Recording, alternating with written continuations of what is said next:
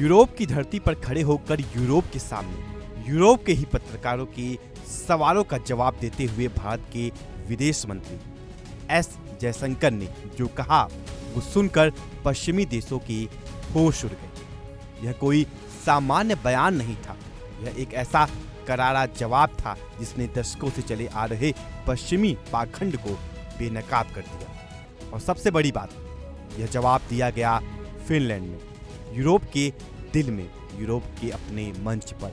जयशंकर ने एक झटके में साबित कर दिया कि भारत अब वो देश नहीं जो पश्चिम के सवालों पर सिर झुकाकर माफी मांगता था।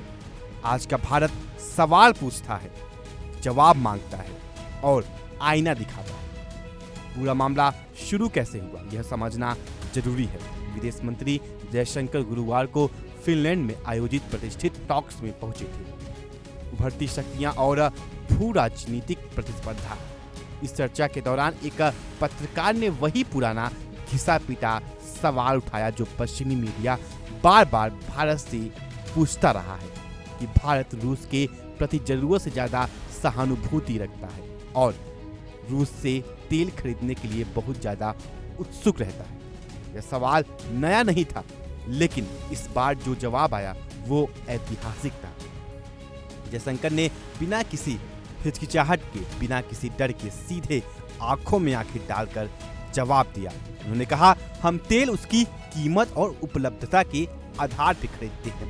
इतनी सीधी, इतनी साफ और इतनी तार्किक बात कि कोई काट ही नहीं सकता। उन्होंने आगे समझाया कि उस समय बाजार में ज्यादातर तेल रूसी ही उपलब्ध कराता था, क्योंकि यूरोपीय देश खुद मिडिल ईस्ट से तेल खरीद रहे थे। वही मिडिल ईस्ट जो परंपरागत रूप से भारत का सप्लायर रहा है। यानी यूरोप ने खुद अपनी जरूरतों के लिए भारत के पुराने तेल स्रोतों पर कब्जा कर लिया। और जब भारत ने रूस की तरफ रुख किया तो वही यूरोप भारत पर आरोप लगाने लगा। यह दोहरापन नहीं तो क्या है? लेकिन अब आता है वो हिस्सा जो सबसे ज्यादा चौंकाने वाला है और जिसने पूरे पश्चिमी विचार की जड़ें को हिला दिया। जयशंकर ने दुनिया को याद दिलाया कि 2022 में खुद अमेरिका ने माना था कि वैश्विक आर्थिक संतुलन बनाए रखने में भारत की भूमिका बेहद महत्वपूर्ण है। और सिर्फ माना नहीं, अमेरिका ने सीधे भारत से कहा था कि तेल बाजार को स्थिर रखने के लिए रूसी तेल खरीदना बहुत ही आवश्यक है। सोचिए, वही अमेरिका जो आज भारत पर रूसी तेल खरीदने को लेकर सवाल उठाता है, उसी अमेरिका ने कुछ साल पहले भारत को यह तेल खरीदने की गुजारिश की थी।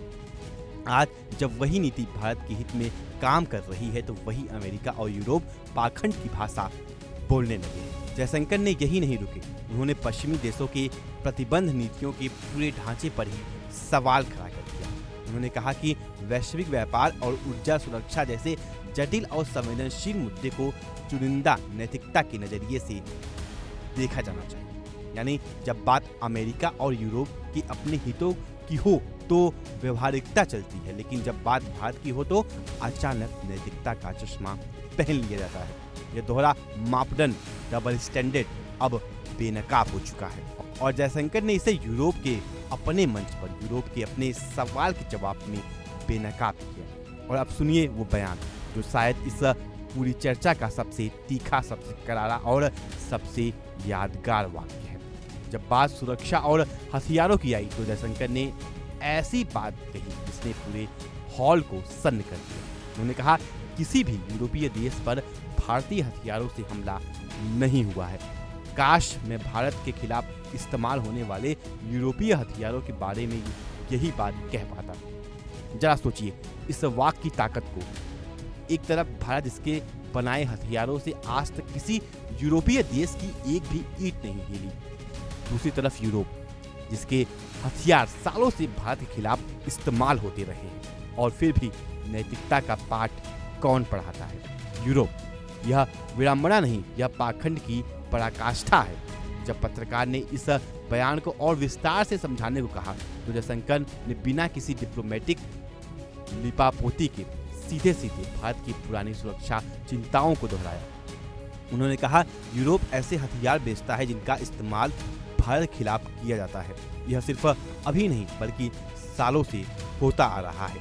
यह कोई छुपी बात नहीं है। यह वो सच्चाई है जिसे यूरोप हमेशा अनदेखा करता है। यूरोपीय कंपनियां हथियार बनाती हैं, बेचती हैं और वो हथियार घूमकर भारत के पड़ोस में भारत के दुश्मनों के हाथों में पहुंच जाते हैं। और जब यह बात सामने आती है तो यूरोप चुप्पी साध लेता है, लेकिन जब भारत अपने हित में तेल खरीदता है तो वही यूरोप भाषण देने लगता है। और सबसे ताकतवर बात, जयशंकर ने इसे एक नैतिक तर्क के साथ खत्म किया जिसका कोई जवाब नहीं है। उन्होंने कहा, हम भारतीयों ने कभी ऐसा कुछ नहीं किया जिससे यूरोप की सुरक्षा को खतरा हो। मुझे लगता है कि यह एक उचित बात है। यह वाक्य सुनने में बहुत सरल लगता है, लेकिन इसका वजन बहुत भारी है। यह वाक्य कहता है, भारत ने कभी किसी और देश की सुरक्षा को चुनौती नहीं दी, कभी किसी और देश पर हथियार नहीं उठाए, कभी किसी और की संप्रभुता पर हमला नहीं किया। और इसके बदले में भारत को सिर्फ इतना चाहिए कि उसे अपने राष्ट्रीय हितों के हिसाब से फैसले लेने का अधिकार मिले।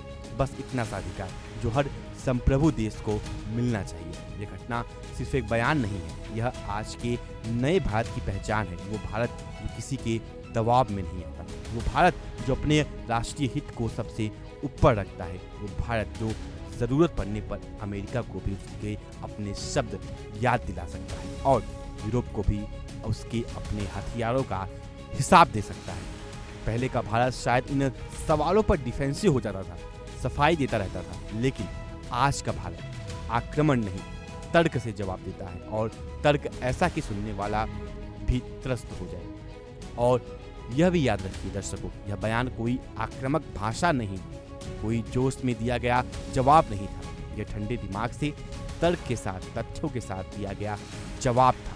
और यही भारत की कूटनीति की सबसे बड़ी ताकत है। हम चिल्लाते नहीं, हम तर्क देते हैं, हम धमकाते नहीं, हम सच्चाई दिखाते हैं। और सच्चाई जब इतनी मजबूत हो तो किसी और की सहारे की क्या जरूरत। यह वही भारत है जो आज दुनिया के हर बड़े मंच पर अपनी बात बेझिझक रखता है, जो अमेरिका से भी कहता है हमें तुमने ही सलाह दी थी, जो यूरोप से भी कहता है पहले अपने हथियारों का हिसाब दो, और जो पूरी दुनिया से कहता है हमारे फैसले हमारे हित में हैं और हमें इसके लिए किसी की मंजूरी नहीं चाहिए।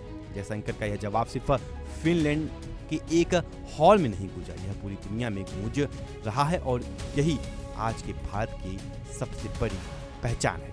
तो फिलहाल हमारे इस खास विश्लेषण में, खास वीडियो में अभी के लिए सिर्फ इतना ही। जयशंकर का यह जवाब यूरोप को कैसा लगा होगा, अपना राय कमेंट सेक्शन में जरूर साझा करें। वीडियो अच्छी लगी हो तो वीडियो को लाइक करें और चैनल को सब्सक्राइब करना ना भूलें। तब तक के लिए नमस्कार। देखिए इंडिया डेली 24/7 अब आपकी स्मार्ट टीवी पर। इंडिया डेली मौजूद है सभी डिजिटल प्लेटफॉर्म पर लाइव और लगातार। इंडिया डेली 24/7 हर दिन राष्ट्र को समर्पित।